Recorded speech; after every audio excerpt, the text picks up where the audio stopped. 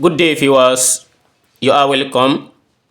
How to solve these nice functional equations? But before I solve this, pause this video and give it a try. How do you solve it? So we are given f of x, a composite function equals x plus 1. We need to find f inverse of x, but it must be in terms of f of x. So I'm going to be solving this problem in a very easy method, and after everything we are going to put a check if the method is correct. So in the first step, suppose we introduce f inverse to both sides. From what we have introducing f inverse to both sides. We have f inverse of, so the function f of x, then this equals f inverse of x plus 1. Then looking at this function itself, f of x is, let's assume that it is a bijective function, and obviously it is a bijective function because of x plus 1. And assume the f we ought to find also is a bijective function.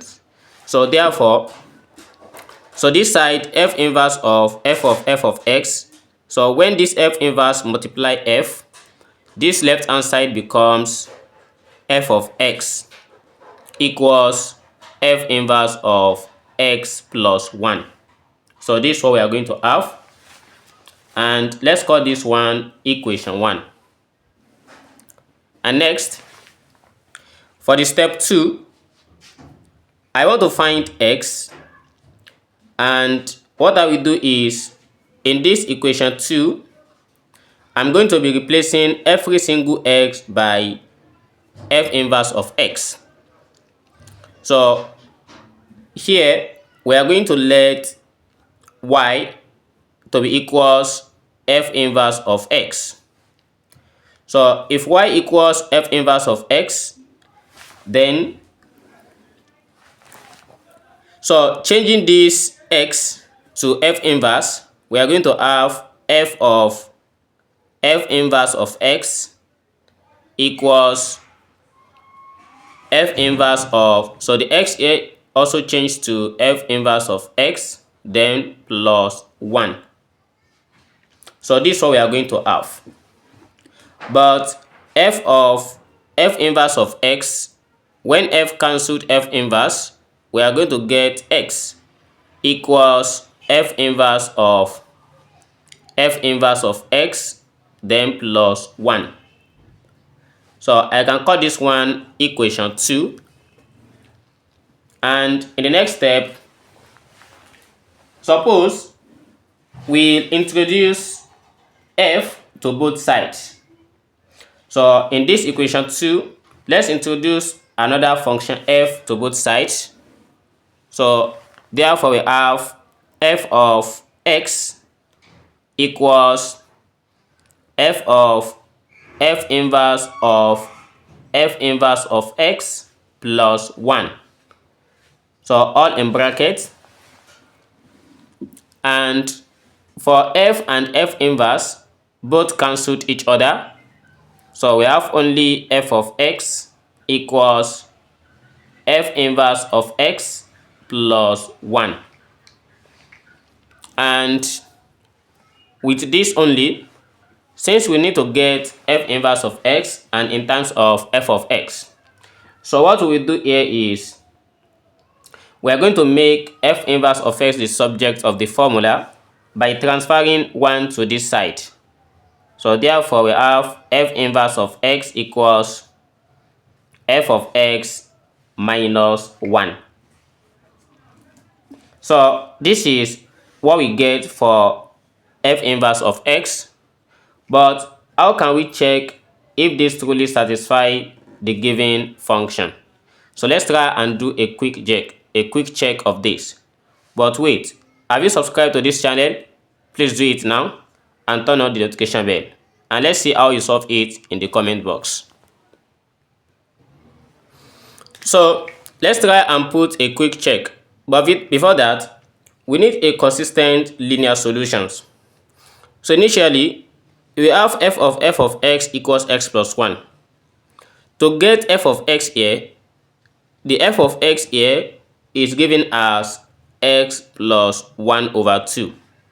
So here is the formula, like here is the solution for f of x where we solve this composite function. But how does it work? Let's say I introduce another function f to this f of x equals x plus 1 over 2. That is, anywhere we see x, so it's changed to x plus 1 over 2. So here we have f of x.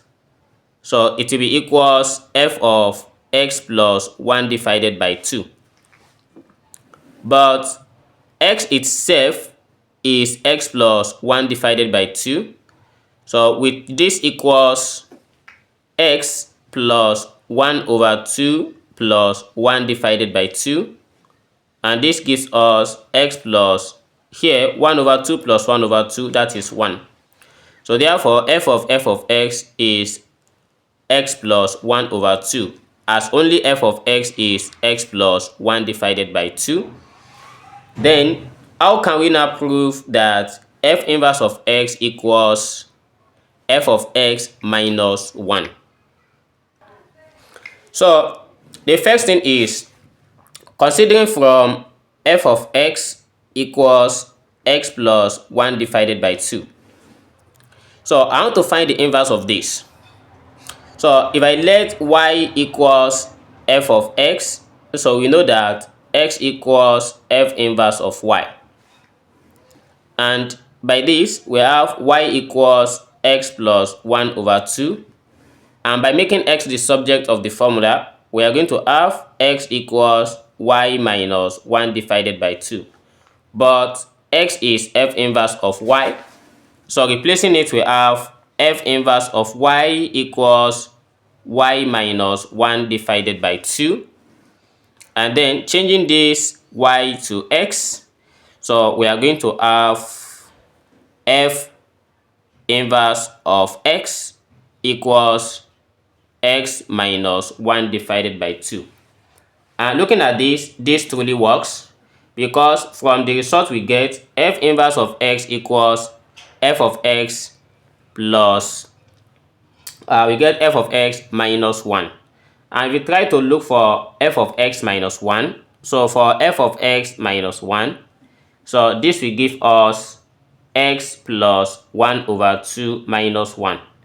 So therefore, the whole of this is x minus 1 divided by 2. And this works. The left hand side and the right hand side are equal. And this is how to solve this problem. Thanks for watching and see you in the next video. Never stop learning. Bye bye.